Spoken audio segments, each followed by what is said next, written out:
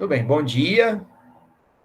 Estamos iniciando o semestre, mais um semestre com o GPF.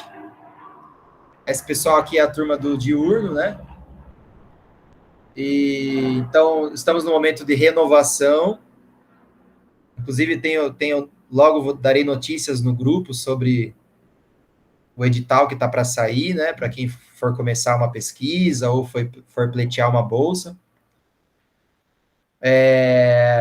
Então as leituras estão sendo mais no sentido de continuar os trabalhos e ver o que vai instigá-los nesse semestre que vai adentrar, né, os temas que vocês se proporão a estudar, mas também tem a ver com o que a gente já estudou no passado, que é uma linguagem dos autores que eu estudo e também, né, quem é mais antigo no grupo, como o Paulo, o Helder.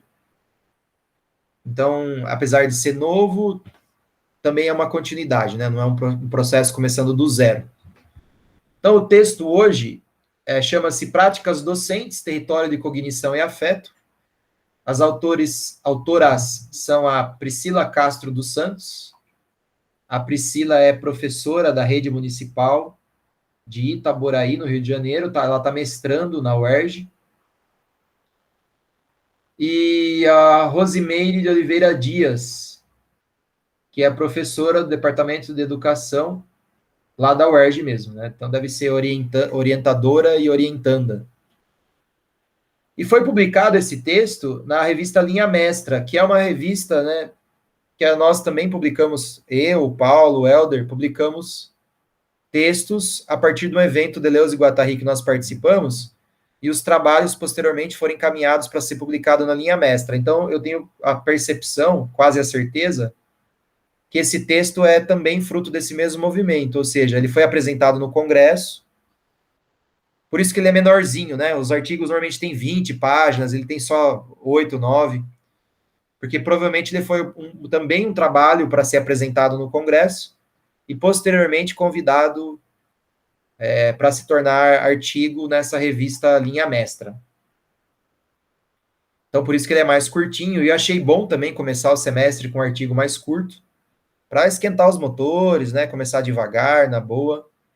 E achei um texto bonito também, assim, apesar de ele trazer muitos conceitos deleuzianos, assim, que talvez o pessoal que não leu com a gente, né, o Silvio Galo, lá, os textos da educação menor, ou da aprendizagem inventiva, a partir da Virginia Castrup, acho que quem participou dessas leituras aqui foi só o Helder e o Paulo mesmo, mas ainda, a Gabi também participou, mas ela não vai poder entrar hoje online, mesmo que sejam conceitos assim bem específicos, que sem a leitura talvez dificulte um pouco a compreensão, ao mesmo tempo ele fala de coisas que nos toca a todos, né?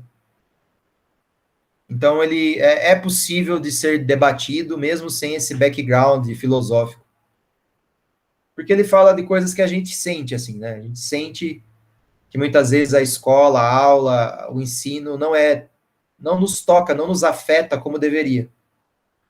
E a principal provocação do texto é essa: como posso dar aulas que afetem as pessoas, que provoquem o pensamento, que motivem esse envolvimento, que produzam essa vontade de estar ali? Isso vale para aula de dança, né, que tem um monte de gente que dança aqui, vale para aula de escola, vale para aula da faculdade, vale para aula de lutas, de esportes, vale para qualquer aula, né? Que muitas vezes, entendendo a aula enquanto um encontro, como que o professor organiza esse encontro para produzir, então, essa potência, essa energia, esse tesão em fazer uma aula, né? Será que isso vem sempre do aluno? Ou é possível que o professor desperte e produza isso? Então, acho que o texto passa um pouco por aí. Logo, é um texto extremamente pertinente para quem quer dar aulas, né? Para quem quer ser professor, seja lá do que for. Então, eu faço essa primeira apresentação breve do texto e já abro para vocês, né, expuserem o que vocês entenderam. A minha sugestão é deixar o Helder e o Paulo por último, para que as pessoas que não leram Deleuze não sejam influenciadas, né, pelo que vem na sequência, né? Deixar a discussão filosófica mais profunda para o meio da reunião e tal. Gostaria de ouvir as pessoas, assim, para falar mesmo abertamente qual foi a percepção de quem entrou em contato com um texto filosófico sem ter lido nada de Deleuze antes. Então, um pouquinho esse movimento, que seria legal. Então, quem gostaria de começar falando?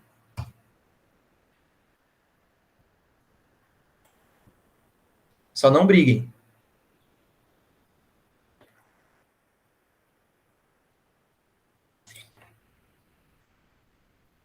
Vamos, gente, o tempo é curto, começa aí, fala aí.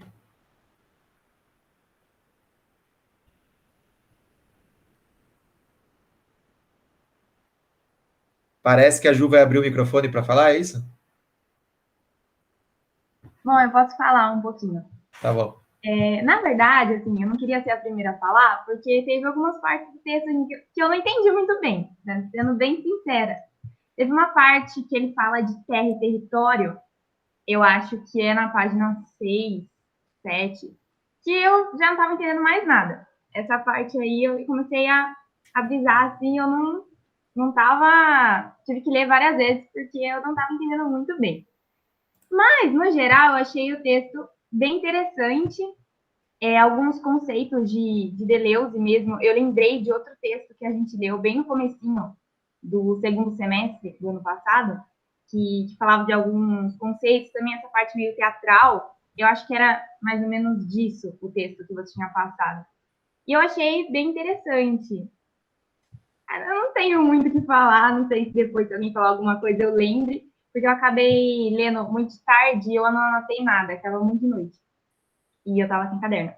Mas, no geral, eu achei. O que eu anotei foram algumas palavras, depois lendo, que eu achei bem diferentes, assim, mas só por curiosidade mesmo. No geral, é isso. Eu achei o texto interessante, mas essa parte de terra e território, até se alguém quiser explicar um pouco melhor depois, me confundiu um pouquinho, não sei direito. Gostei da parte de potência que ele fala. De potência. É isso. Vamos debater o que é o território na concepção deleuziana e o que os autores quiseram dizer, com certeza. Vamos fazer uma rodada de impressões iniciais e aí a gente já vai para as dúvidas, então. Quem quer continuar? Eu. Pode falar. Não sei se tá melhor o som agora. Tá um pouquinho melhor, sim, Larissa. Ontem eu tive aula com a Iris de Ensino Fundamental 2 e eu associei muito o texto a um vídeo que ela passou na aula pra gente, que é sobre afetar, né? E o vídeo era assim, a criança ia para a escola e ela estava feliz, estava colorida. Só que a escola foi tirando a cor dela, a essência dela. Então eu acho que a escola de hoje, atual, tira essa essência da criança, porque eles querem só formar adultos certinhos, disciplinados. Então, tira essa essência da criança, a cor da criança. E a educação física e as outras aulas têm que afetar essas crianças para que essa cor delas não seja perdida, a essência não seja perdida. Então, eu associei muito com o vídeo da Iris. Muito bem, Larissa. Desculpa, você ia continuar? Não. Eu acho o seu comentário extremamente pertinente, eu acho que tem tudo a ver, sim.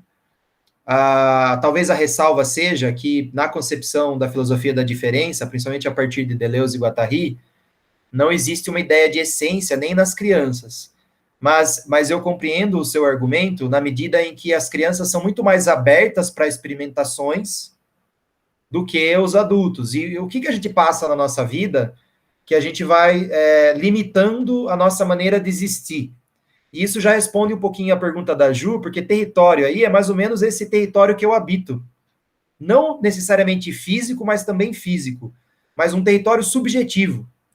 Então, por exemplo, alguém que é convidado a participar de uma dança, de uma luta, a se manifestar, a se expressar de uma determinada forma, mas não o faz, é porque está habitando um território restrito, né? Ela não se julga apta a determinadas tarefas, ela não se julga capaz de realizar certas coisas.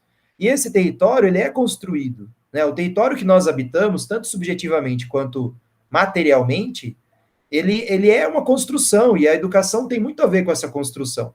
Claro que não só a educação formal, também a educação familiar, a educação informal, os outros ambientes, né, de socialização, mas em que medida que a gente vai se colocando em padrões de comportamento e modos de existência que nos impedem de nos expressarmos, né, de nos sentirmos livres para deixar ser atravessado por aquelas energias daquele espaço, em que momento que a gente vai ficando retraído, em que momento que a gente vai achando as coisas desagradáveis, ruins, e vai se fechando para o campo social.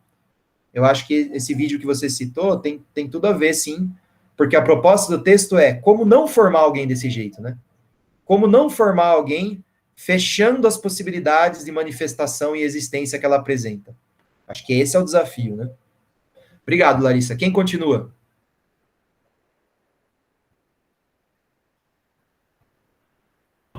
Professor, Manda bala. estou procurando aqui, agora não estou encontrando, mas me ajuda aí, por favor. Claro. Tem uma parte do texto que fala do caos. A partir do momento que, não sei se é isso que fala direito, fala de um caos, e esse caos, pelo que eu entendi aqui, ela é interessante acontecer o caos para depois a gente estar no caminho ou buscar a luz, uma coisa assim? Não entendi direito. Eu não estou encontrando agora. Não, a ideia, Eduardo, é que a vida é caótica por si só. O que o conhecimento faz é tentar organizar o caos. Então, seja a arte, seja a ciência, seja a filosofia, ou a religião, o que essas formas de conhecer a vida tentam é dar uma organizada para que a gente consiga sobreviver. Mas o mundo não possui uma lógica por si. O que a gente faz é criar lógicas para a gente viver nesse mundo. Quando a gente cresce, a gente vai sendo apresentado para essas lógicas, para esses modos de pensamento, para essas organizações. Só que muitas vezes essas organizações, elas se apresentam também como gaiolas. Essas organizações, e não é por mal, entendeu? Por exemplo, muitas vezes os nossos próprios pais nos aprisionam em certas formas de pensar. É claro que eles não fazem isso por mal, eles fazem isso por eles darem sequência numa educação que eles mesmos tiveram. Então, a provocação é como educar de uma maneira que nos liberte das gaiolas. Para isso, nós precisamos dar um mergulhinho no caos. Não é morrer afogado no caos, você entende? Não é se perder. Não é virar um farrapo humano, como cita Deleuze. Não é ser um viciado em drogas e morar na rua, morrer se jogando de um prédio. Não é porque se você não conseguir organizar minimamente a sua vida, ela não vai ter sentido nenhum, ela não vai ter propósito nenhum, e aí você perde qualquer possibilidade de viver, né? Sua vida vira um caos. Mas, entretanto, quando tá tudo muito organizadinho, quando tá tudo muito decidido, não sobra muito espaço para a gente ser outras coisas que às vezes a gente quer ser. As coisas já são muito determinadas de antemão. Então, como que a gente escapa um pouquinho dessas regras? Olhando para o caos. O que vale para a vida pessoal, vale para a docência. Eu sou muito influenciado por exemplos da dança, porque tem um monte de gente que dança aqui, né? E aí acaba me agenciando. Mas, por exemplo, e também tem paralelo com as lutas e com a ginástica muito forte, né? O que a gente faz quase que o tempo todo nessas maneiras de se movimentar é tentar colocar as pessoas dentro de uma forma e de uma regra e de uma lógica. Que, claro, são ótimas, porque são técnicas que foram evoluindo ao longo do tempo, aperfeiçoadas. Eu estou fazendo yoga, por exemplo, agora estou adorando, né? E é uma coisa milenar. E eu não vou inventar a minha yoga, sabe? O bagulho já existe há 1000 anos, gente. Já tem as técnicas já sabe o que funciona e o que não funciona. Não se trata disso. Só que, para mim, está sendo muito bom aprender essas técnicas. Mas em determinado momento, na nossa docência, pode ser que essas técnicas não estejam conversando com a singularidade dos alunos. Pode ser que em algum momento essa imposição técnica não esteja mais sendo potente, não esteja mais produzindo coisas legais.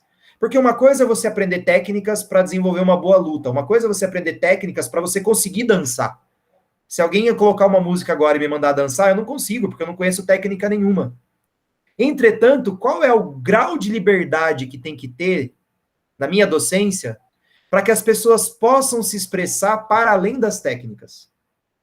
Para que as pessoas possam ter pequenos espaços de criação onde elas sejam outras coisas que não o lutador perfeito, que não o dançarino ou a dançarina perfeita. Então, esse é o grande desafio. E aí o texto nos diz que pequenos mergulhos no caos podem ser potentes para produzir isso. Então, é aquele momento que eu saio de mim mesmo. Eu saio daquilo que eu já penso, dado, determinado, e começo a me inspirar em outras coisas possíveis. De repente, eu estou dando a mesma aula faz um tempão e funciona, tá tudo bem com aquela aula, tá legal. Mas por que não experimentar? Hoje eu vou fazer uma coisa completamente diferente. Hoje eu vou escapar daquele aquecimento, que é o mesmo de sempre, daquela introdução, daquela piada que eu sempre uso, daqueles slides velhos, e eu vou experimentar uma coisa nova. Então, o mergulhar no caos é um pouco isso, é sair do que está programado, com cuidado, com prudência, para não se perder. Mas sabe quando você tá todo dia, você faz o mesmo caminho, você fala assim, vou fazer um caminho diferente hoje, né? Hoje se você anda de busão, não tem como, porque o busão pega o mesmo caminho sempre. Mas se você dirige, ou se você anda a pé, ou se você anda de bike, eu vou cortar por aqui, que eu não conheço. E pode ser bom, sabe? Eu acho que o mergulhar no caos é um pouco isso. Eu não conheço, eu estou adentrando aqui um caminho que é caótico, eu não conheço essa rua, não sei onde vai dar esse quarteirão, mas eu vou me permitir experimentar um pouquinho. Acho que é um pouco disso, tá? Obrigado, mestre. Imagina, falta a Luíse comentar aí. A Júlia já foi? Não lembro, foi já? Foi? Não. Então a Luíse ou a Júlia, quem quer comentar? Luiz, estou sendo solicitada.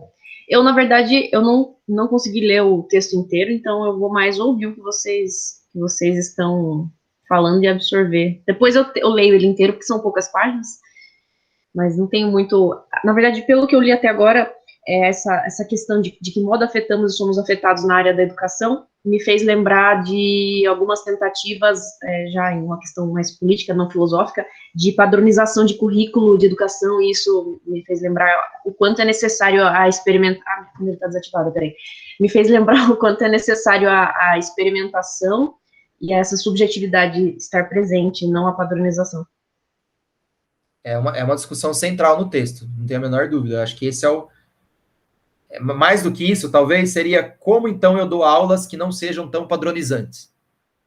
Né? Porque é um texto de formação, então é formação inventiva. A invenção é o conceito retirado da Virginia Kastrup, que vai tratar da invenção dos próprios problemas, não tem a ver com criatividade. A criatividade é um exercício frio da inteligência para responder problemas dos outros. É como se eu, como patrão, chego e mando você, resolva esse problema aí. Mas eu não sei como. Seja criativo, se vira. Então o problema não é seu. Não faz parte da sua cognição, não é algo que não é algo que te deixa potente, é algo que você está sendo obrigado a resolver por causa do emprego, para não ser mandado embora. Ou é uma aula que você tem que estudar porque faz parte do currículo.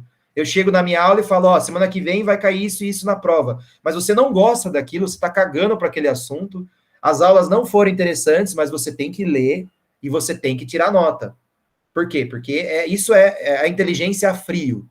Aqui não, aqui a gente está falando de inteligência inventiva. Né? Então é aquilo que... Sabe quando você precisa dormir, porque amanhã você trabalha, mas você quer continuar lendo livro? Sabe quando o corpo já está cansado, mas você quer continuar praticando aquela atividade física? Eu lembro que quando eu tinha que dar aula de jiu-jitsu, às vezes eu estava cansado, eu ia meio assim, agora faz esse exercício aí. E tinha dia que eu ia treinar, daí eu não era obrigado, eu ia porque eu queria. Acabava o treino, eu ficava rolando mais rolar é lutar, continuar lutando, tá? É uma palavra do jiu-jitsu. Eu continuava lutando com meu amigo por mais 2, 3 horas. Todo mundo ia embora, a gente fechava a academia e ficava lá. Porque eu queria, porque não era obrigado, não era o meu horário. Eu não ia bater cartão. Então essa é a diferença entre a invenção, que é movido pela potência, pelo interesse, pela singularidade, em oposição àquilo que é uma obrigação, aquilo que é cumprir com deveres. Aí o texto nos provoca assim: será que as minhas aulas precisam ser sempre impositivas? Será que a formação tem que ser sempre fria? Será que a formação tem que ser sempre a concepção moderna? Ou será que nós podemos ter uma formação inventiva? Dar aulas inventivamente? Se é possível, como faz isso então? Né? Acho que essa é a provocação do texto. Júlia, falta você. Bom, eu ainda tô me acostumando com esse estilo de texto e tal, né? É um pouco difícil para mim também, né? Umas partes assim eu dou uma boiada, mas eu tento pensar sempre levando para dança, que é o que eu mais vivenciei, e agora também eu tô dando aula de pilates e eu vejo muito isso, né? É engraçado que às vezes você dá a mesma aula para um aluno e você vê que aquela aula flui, que é tranquila, né? O Pilates tem muito disso, da respiração, do movimento, de você estar ali. E aí, às vezes, o mesmo aluno, você vai dar uma aula super, tipo, do mesmo jeito, só que ele veio de uma outra situação diferente naquele dia, ele passou por outras coisas e você percebe que ele já não tá mais naquele lugar, não tá fazendo da mesma forma. E aí, quando eu li o texto, assim, eu fiquei, como que a gente faz para sair dessa padronização, né, de, tipo, não ser sempre a mesma aula? Eu acho que essa é a grande questão. E eu fiquei me questionando, porque não tem como ter uma resposta certa, mas como provocar em cada aluno que, ou de repente o professor que precisa, não sei. Eu fico me questionando assim, porque não tem como ter uma resposta, né? Eu acho que cada aula, cada momento, tipo, é um sentir ali da hora do que tá rolando, do que o aluno realmente quer fazer, como ele quer fazer. E eu também, tipo, dando aula ali como professor, como eu quero dar aquela aula, o que que eu quero provocar, o que que eu tô sentindo. É bem assim, a minha cabeça dá uma flutuada assim, depois volta, mas é mais ou menos isso que eu fiquei pensando. Sabe o que é legal, né? Eu não resisto, eu tenho que comentar tudo o que vocês falam, né? Mas o legal do que você falou é que eu comecei a, como eu disse, né? Eu comecei a fazer yoga uns tempos aí, né? Tô fazendo, tô gostando. E Pilates eu nunca fiz, mas as palavras que você usou, o tempo todo o professor de yoga está falando justamente disso, que é estar no presente, né? Porque a nossa mente ou ela está preocupada com o que já foi, né? Ai, o que aquela pessoa pensou de mim? Ai, né? Eu não paguei aquela conta. Ou ela está preocupada com o que vai ser. Ah, a prova que vai vir. Nossa, semana que vem vou ter que fazer tal coisa. Então, ela raramente ela está no presente. Então, ainda que as técnicas, né, dessas técnicas orientais, aí eu não sei qual a influência da yoga, das práticas orientais no Pilates, não manjo nada de Pilates, mas eu vejo que essas práticas meditativas, né, o que elas trazem, apesar de serem técnicas milenares, enrijecidas e de uma maneira bem doutrinária, dogmática, mas o que elas nos ensinam é entrar em contato com justamente esse movimento da sua própria existência. Então, não é uma formatação no sentido de que você deve ser assim. Porque muitas pessoas pensam que meditar é não pensar em nada, é você atingir uma espécie de nirvana a partir de um caminho que é único para todo mundo. Sendo que a minha pouca experiência nesses mundos tem mostrado que é a ideia de você dar uma pausa, dar uma desacelerada para ver o que é que está te atravessando. E o quanto esses atravessamentos são únicos, né?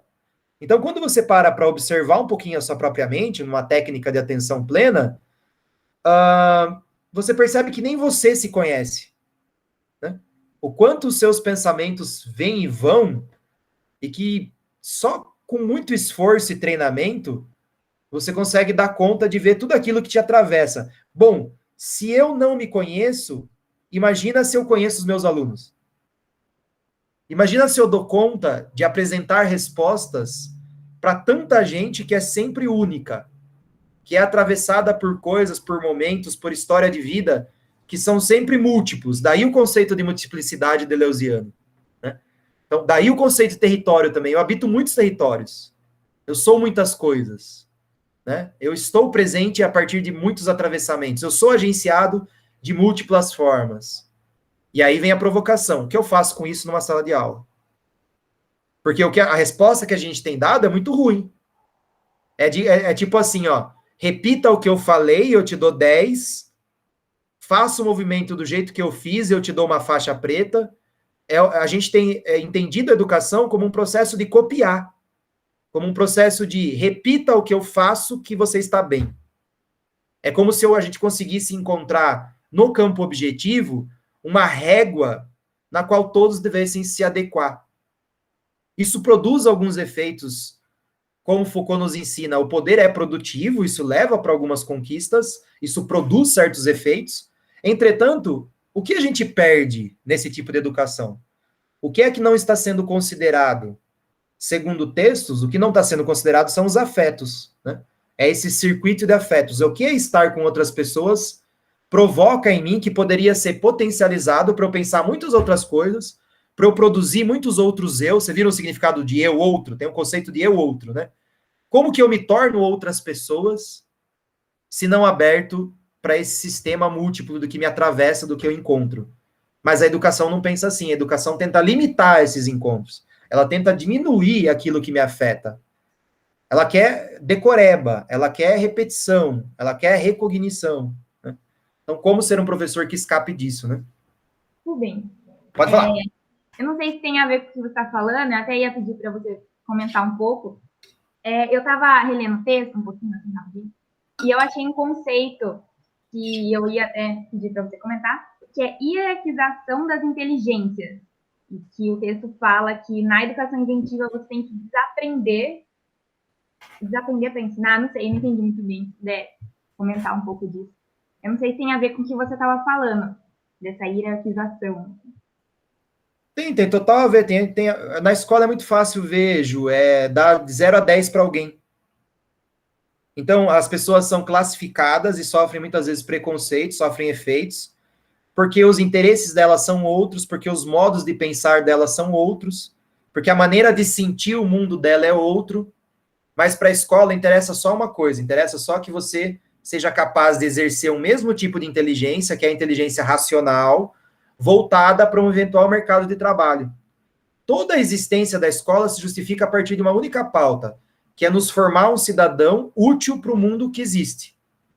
Então a escola está cagando se você pensa outras coisas. Aquele clipe do Pink Floyd, ele é muito ilustrativo disso. O menino está fazendo poesia na aula, o professor vem e humilha ele, tira sarro. Porque poesia, a escola está cagando para poesia. O que você tem que saber é português e matemática, para você ser inserido depois no mercado de trabalho. A própria educação física, que já teve uma importância histórica, ela está perdendo esse espaço na escola. Ela está perdendo a importância, porque no mundo moderno, você que pague para fazer academia, a gente está cagando para isso. O que nós queremos é que você produza tecnologia, que você seja um bom profissional, ou um profissional braçal, né, que também está se extinguindo, né, as novas máquinas estão extinguindo os postos de trabalho braçal. Daqui a pouco vai ter carro aí que anda sozinho, vai acabar motorista.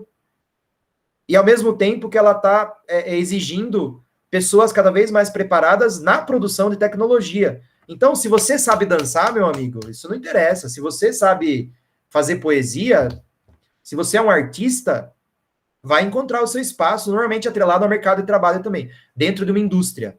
Aí você só encontra o seu espaço se você conseguir vender a sua arte, se você conseguir vender a sua força de trabalho como professora, professor. Senão, o mundo está cagando para isso. A escola não é feita para que a gente se explore enquanto ser humano. A escola não foi pensada para que a gente se entenda mais como pessoa, para que a gente sinta mais aquilo que nos faz bem. Ela não está preocupada com isso, ela está preocupada em formar uma pessoa produtiva, uma pessoa útil, uma pessoa que trabalhe. Então, logo, as inteligências são hierarquizadas. Todo o seu potencial enquanto ser humano, ele fica deixado de lado em nome do quê? Em nome de você ser capaz de atingir essa padronização exigida. E quanto mais você atingir esse padrão, mais alto você está na hierarquia. Ou seja, mais inteligente você é, mais capaz você é, melhor remunerado você vai ser, mais status você atinge. É essa a lógica, né? Faltam os nossos dois queridos colegas filósofos. E aí, pessoal? Tudo bem, Estão Alder? ouvindo? Vou falar aqui rapidão. Então, antes de entrar no texto em si, só ressaltar que a Rosemary Dias, ela escreveu o livro que a gente leu, pelo menos eu li na minha iniciação, sobre a cartografia, as pistas lá. Ela é uma das pessoas que compõem o livro. E como o pessoal falou aí, como que isso é muito interessante, né? Esse texto, para mim, foi muito potente, sabe? Porque mesmo sem ter uma afinidade assim com os conceitos, o pessoal pegou a ideia central, né, do texto, e que a maioria que eu acho que passou por isso na escola, né? Então, como a escola não dá bola para outras coisas a não ser a utilidade para a produção do capitalismo, enfim, e é somente um determinado tipo de conhecimento. E como isso está totalmente ligado com a nossa prática, né? A gente está se formando aí para ser professores, e isso é foda, né? Então, meu primeiro comentário que eu fiz aqui, ó, é sobre essa relação do afeto. Lá na página 2, as autoras escrevem que isso daqui que eu achei muito bacana, que é o seguinte, que elas propõem, então, o afeto como movimento intensivo e o conhecimento como o mais potente dos afetos. Eu acho que isso aqui muda completamente essa relação da escola tradicional, está pautada somente no conhecimento racional, específico e útil. Então, quando a gente pensa por aqui, está totalmente atrelado com a vida. Então, tá naquilo que a gente já vinha discutindo nos semestres anteriores, de você sentir a turma, o que está indo bem, o que não está, o que dá aquela potência, aquele tesão na vida. Outra coisa que eu anotei na fala da Larissa, é muito legal essa relação que ela trouxe aí com a infância, né?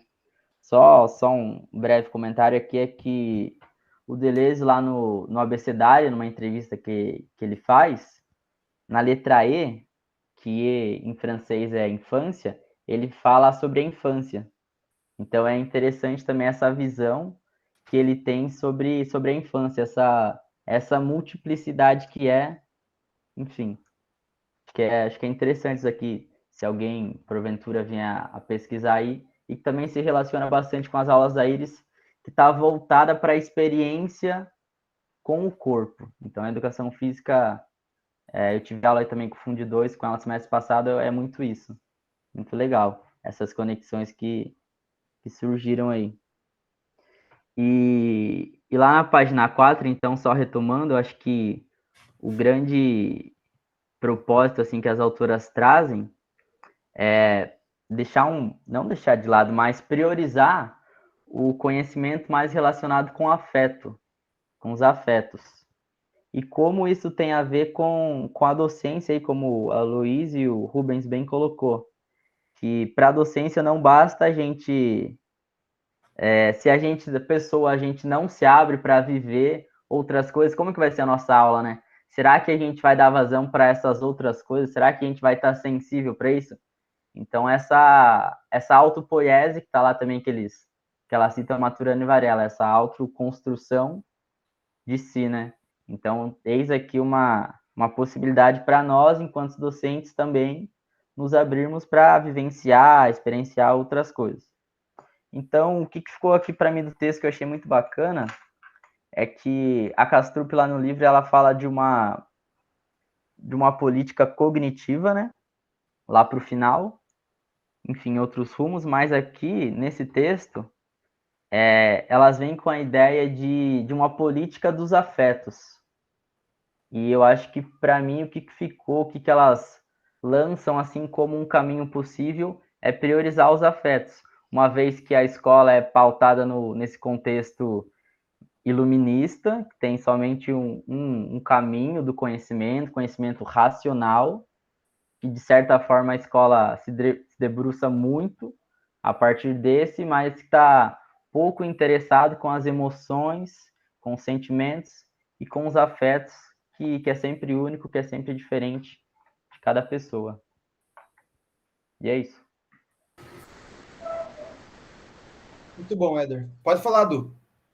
Então, olha, agora eu me peguei rindo sozinho aqui na fala do professor, e quando o Helder comenta isso aí, eu olho para mim lá, agora eu consigo entender e compreender algumas coisas. Na escola, eu sempre tive muita afinidade com os números, não à toa que eu lecionei 10 anos matemática, e com educação física, porque aqui no meu bairro era um bairro afastado, então a gente brincou muito aqui, futebol, ia no rio, fazia um montão de coisa, e a gente jogava bola, e a gente sempre se desenvolveu. E na escola, eu consegui agora enxergar, através desse material que a gente está discutindo, o quão era divergente, porque eu tinha problemas com direção, tinha problemas com com gestão, porque eu sempre tive um relacionamento humano, essa parte afetiva bastante intenso, e eu vi que causava um desconforto, porque tinha que ser só naquela linha de raciocínio. Então, quando vocês falaram aí agora, nossa, veio tudo aqui na cabeça, veio tudo na mente. Eu indo para um lado e desenvolvendo outras coisas, participei de grêmio, fazia projeto social dentro da escola, então tinha esse lado humano aí.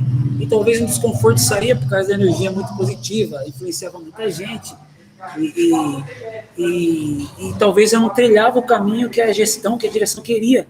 E aí causava esses desconfortos. Olha, eu consegui enxergar tudo aqui nesse comentário de vocês aí. E é exatamente isso, Du. Por mais que seja para fazer coisas legais, se você começa a sair um pouquinho do trilho, que é bem fechadinho, e não é que os professores são maldosos, a diretora é uma megera, o diretor é um monstro, não é isso. É que eles foram educados e se profissionalizaram também para isso. Foram formados para isso. Então, às vezes, até no nível inconsciente, ele sente que, quando o aluno está aprontando aquilo que é moralmente condenável, aí a paulada vem forte. Matando aula, tá usando droga, bateu no amiguinho, aí eles sabem muito bem o que eles têm que fazer. Mas quando você produz coisas legais, mas que não estão no script, também há um desconforto. Também há mas peraí, mas é legal, é bacana, mas não foi eu que mandei fazer, então tá ferindo a lógica da hierarquia. Então, isso é visível. Isso, por exemplo, no jiu-jitsu eu via muito isso, os mestres querendo controlar como os alunos deles iriam lutar. Tinha mestre que falava assim, eu não quero você visitando outra academia. Porque é muito legal você conhecer uma outra academia. Você conhece outro mestre, outras técnicas, você luta com pessoas diferentes. Aí o cara falava assim, aluno meu não vai em outra academia. Se eu souber que vai em outra academia, tá expulso. Porque é o medo, entendeu? O professor se coloca com o local de dono da razão, de a luz, né, que tem que iluminar o caminho dos alunos. E aí, se esse local é colocado em xeque, ele se sente extremamente desconfortável. Os professores não estão preparados para isso. Eles não estão preparados. Eles vão construindo um ego docente, que ele vai se afirmando enquanto pessoa a partir da autoridade que ele tem em cima dos alunos. E se isso é colocado em xeque, ele se sente menos. Aí ele se sente impotente. E aí ele tem medo. E muitos reagem violentamente a isso, né? Ataca os alunos mesmo, maltrata, impõe, né? Porque daí ele usa as ferramentas que ele tem. A sociedade deu ele autoridade para mandar. Então, se você não está fazendo o que eu quero, eu vou mandar. Aí, quando não consegue mandar, entra em crise. Tem professor que baixa a psiquiatria porque ele quer controlar os alunos na marra. E aí, hoje em dia, a escola mudou muito, não dá mais para expulsar, não dá para ajoelhar no milho, não dá para bater na palmatória. Aí o professor quer mandar, ninguém obedece, ele vai tomar remédio, vai aposentar, vai fazer, né? Ficar maluco, né? Falta o nosso querido Paulo. Agora, professor formado. Bom, pessoal, acho que comentou muita coisa sobre o texto, muitas coisas que eu tinha anotado também, porque a gente anota aqui, principalmente, acho que o meu olhar para esse texto foi anotar aquilo que talvez fosse interessante para comentar aqui e que possibilitasse conexões. Então, quando eu olhei para esse texto, no início, eu vi um texto que, para explicar um conceito, ele remetia a outro conceito. Então, ficava difícil. Falava sobre afeto, aí entrava com territorialização e desterritorialização, né? Então, assim como o Helder, eu me apeguei para pensar essa coisa do afeto, né? E eu lembro uma fala do próprio Deleuze, que ele fala que a teoria do afeto, ou a teoria do corpo, pensar a perspectiva do afeto, é ter o corpo como modelo, e não um modelo de um corpo. Eu acho que aí já é uma fala interessante para entendermos um pouco sobre o que esse texto falou, né? Ter um modelo de um corpo é esperar que as pessoas, então, se orientem de acordo com aquilo que você compreende sobre corpo, como ele deve ser, como ele deve funcionar, operar. E o contrário disso, ter o corpo como modelo, é estar atento a que os corpos que compõem a minha aula, que estão na minha aula, o meu corpo, o que ele pode me propor, né? O que ele pode me apresentar.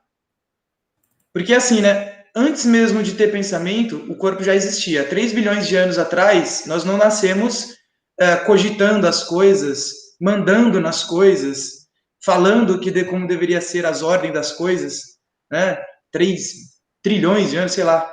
Bom, o corpo surgiu na base do afeto, sentindo aquilo que era ruim ou bom para ele. Não existia nenhuma regra para ele seguir. Com o afeto, fomos construindo um conhecimento, né? Fomos construindo o território, como o texto propõe. E o que é esse território? Território é justamente esse mapa daquilo que nos faz bem e nos faz mal em um espaço. Eu acho que é aí que ela toca a questão de propor pensar o território.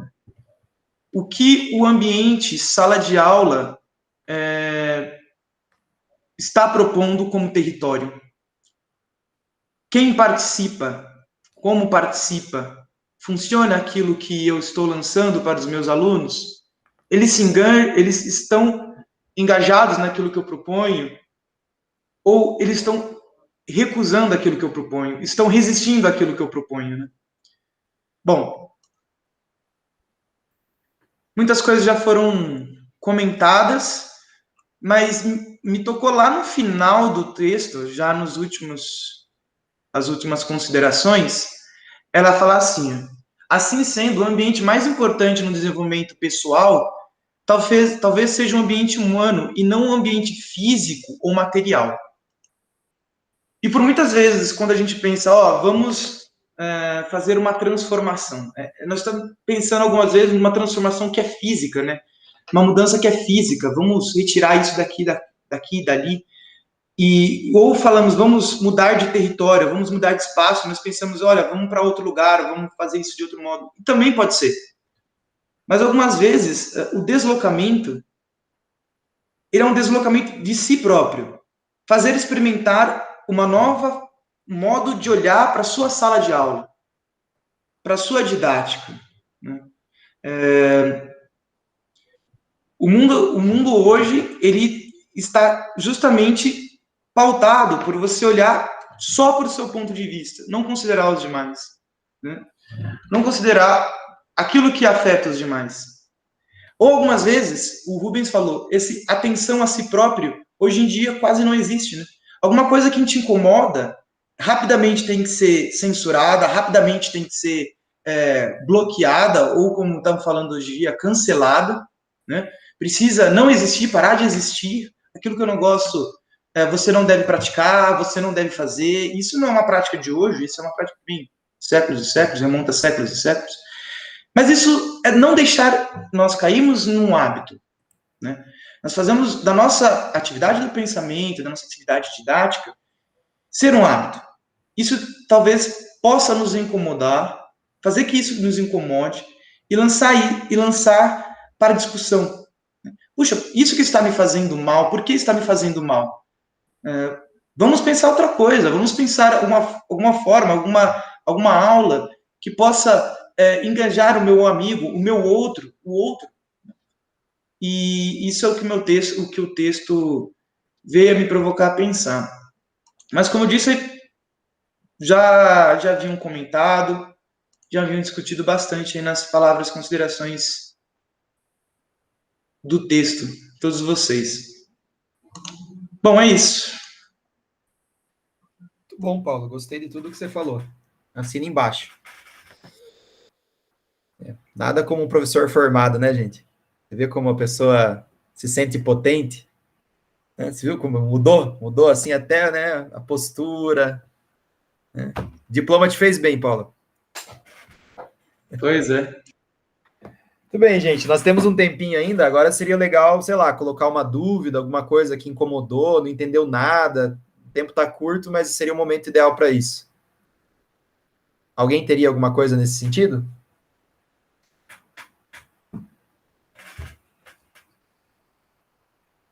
Eu não sei quem que chegou a falar sobre acho que você que falou sobre o cansaço. Às vezes você vai dar aula e tem dias que você está bem, tem dias que você está cansado, e o seu cansaço, ele afeta os seus alunos também. Eu percebo isso quando eu dou aula de patins.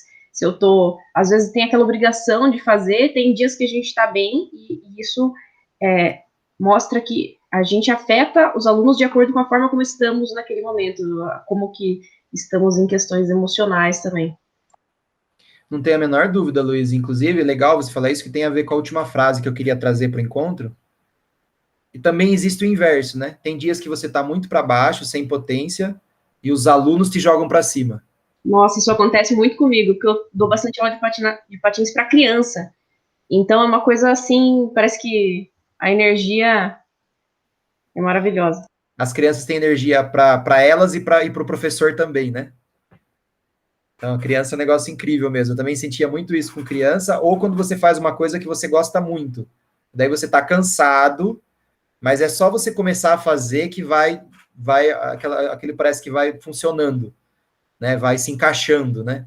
Dentro da esquizoanalítica deleuziana, aquilo mecanicamente funciona, faz sentido. Mas, vamos lá, né, a grande questão é como dar aulas, então, inventivas. O texto apresenta algumas possibilidades. Eu acho que tem a ver muito com o que você falou, Luiz.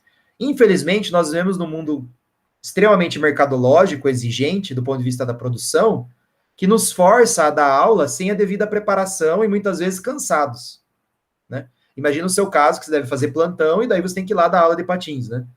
Ou então, a quantidade de aulas que eu dou, por exemplo, eu dou aula das 7 da manhã às 11 da noite, e à tarde que eu não dou aula, eu estou preparando aula, estou corrigindo aula, estou respondendo e-mail. Então, isso nos esgota um pouco, né? Então, talvez seja também uma refletir sobre como nós estamos fazendo algumas escolhas em termos profissionais. Eu estou fazendo isso o tempo todo. E considerando e batalhando por cada vez mais eu ter mais tempo para me preparar para as aulas. Porque o grande lance aqui é, se você quer afetar as outras pessoas, se você quer promover justamente uma circulação afetiva intensa, você tem que estar intenso para essa aula, né? Por isso que Deleuze pensava a aula como um teatro. Você não vai se apresentar no teatro sem ensaiar. Você não vai apresentar um espetáculo de dança sem pegar a coreografia e estar limpinha, correto? Então, para aquilo ser muito bonito, né, ser potente, impactar as pessoas, aquilo tem que ser preparado, com amor, com vontade. Uma aula, a mesma coisa, né? Claro que a realidade muitas vezes não permite isso. Claro que não. Mas quando a realidade permite, ou a gente encontra maneiras de funcionar dessa maneira como deve ser, né? Você traça estratégias na sua vida para encontrar um tempinho para você preparar, experimente isso, prepare uma aula com vontade. Faça pesquisa, treine, traga, se for uma aula teórica, pesquise vídeos, músicas, textos. Se for uma aula prática, treine, pense uma outra organização para aquilo. Gaste muitas vezes mais tempo. A aula tem 50 minutos, gaste 3 horas preparando essa aula. Você vai ver como aquela aula vai ser, a chance daquilo ser muito... Claro que você não controla tudo, né? Chegou na hora lá, os alunos faltaram, choveu, fodeu, né? O dinheiro foi, a potência foi para o espaço. Mas os efeitos dessa preparação, eu acho que eles são fundamentais. Aí tem uma frase no texto que diz assim, ó, uma aula se dá por momentos de inspiração, onde emoção e inteligência se entrelaçam, sem o qual não se desperta interesse algum. Eu quero despertar o interesse em alguém? Isso tem que ser emocionante, isso tem que ser potente. E essa inspiração, gente, às vezes as pessoas veem a inspiração como se fosse baixar um santo, né? Vem assim o download da nuvem. Inspiração não é isso. Inspiração é suor. Então, e aí um belo momento, todo o suor, todas as horas que você gastou em cima daquilo, vira uma inspiração no instante, né? Então, a inspiração não é uma coisa que... Não é Matrix, né? Que você baixa apertando alguns botões lá, né? Não é. O filme, né? Faço referência do filme de 99, né? Claro que vocês não vão pegar a referência, né? Mas no filme, os caras fazem download. Ele quer aprender Kung Fu, ele faz download, sabe Kung Fu. Não é assim, né? Tem que suar, tem que ler, tem que treinar, tem que praticar, tem que alongar, tem que levantar peso, tem que correr, tem que repetir, aí vem a inspiração. Então, talvez, uma das receitas, né, as possibilidades são muito maiores, mas uma das dicas que o texto traz é uma preparação para uma aula mesmo potente, né, um suor ali em cima. Pelo menos foi o que ficou para mim do texto. Manda, Luiz. Esse conceito de potência usado dessa forma, só para eu entender, ele é um conceito de algum... É do Deleuze, do Guattari, esse conceito de potência dessa forma que você usou? Sim. Ou é... Ah, tá. Sim, retirado de Spinoza, que é um filósofo anterior a eles do século XVI, se eu não me engano. Inclusive, Rubens, o que me estranhou nesse texto foi ela usar o Deleuze, o Guattari e o Nietzsche, né? E não, assim, mais se aproximar do Spinoza um pouco mais. E falando dessa questão da potência, e o que o Rubens acabou de falar, da inspiração para uma aula, o que exatamente é a potência, né? A potência é aquilo que aumenta a minha vontade de agir sobre o mundo, né? Poxa, como eu aumento a minha vontade de agir sobre a minha aula, de criar, né? De criar uma aula. Então, acredito que seja isso que ele apresenta como aumento da potência, né? Algumas vezes, o que diminui a nossa potência é aquilo que não dá vontade de fazer. Instante. Puta, eu não tô com menor vontade de fazer isso hoje. Eu tô com a menor vontade de dar aula. Mas a filosofia da diferença é justamente isso. Pensar aquilo que aumenta a minha vontade de fazer as coisas. Né? Dar aula desse jeito aumenta a minha vontade de trazer esse conteúdo. Aumenta a minha vontade de proporcionar, de apresentar esse conteúdo. Trazer vídeos aumenta a minha vontade de, mais do que falar, né? Trazer vídeos aumenta mais a minha vontade de educar, de atuar na educação do que propriamente ficar falando, né? Então, acho que essa é uma análise de si, né, para si mesmo, perante a prática educacional, a prática formativa, como ela concebe em texto. Tudo bem. Da minha parte era isso, gente. Eu estou satisfeito, foi excelente, foi ótimo, vocês foram incríveis. Alguém tem uma última fala aí para encerrar? Eu sempre tenho perguntas. O l'abécédaire, que alguém falou aí da letra E, enfant, o que é esse do Deleuze? É um livro. Foi feita uma entrevista com uma jornalista, Jules Parnet. Parnet eu tenho certeza que é, o primeiro nome agora eu não estou lembrando. Ela fez uma entrevista, tem um vídeo, né? Você acha o vídeo na internet, o abecedário de Deleuze, e ela falava palavras de A a Z, né? Então, e aí ele ia respondendo o que vinha na cabeça, ele não estudou para aquilo, né? E aí, posteriormente, isso foi publicado em forma de livro. Então, existe um texto, na verdade, chamado Abecedário de Deleuze. É meio que uma brincadeira jornalística, assim, um agenciamento, mas tem coisas interessantes lá para discutir. Mais alguém? Então, gente, me despeço, obrigado a todos, até 15 dias. Daqui 15 dias, eu coloco o texto no grupo lá da próxima encontro, combinado? Tchau, tchau. Obrigado, mestre. Obrigado, pessoal. Tchau, gente. Bom feriado. Valeu.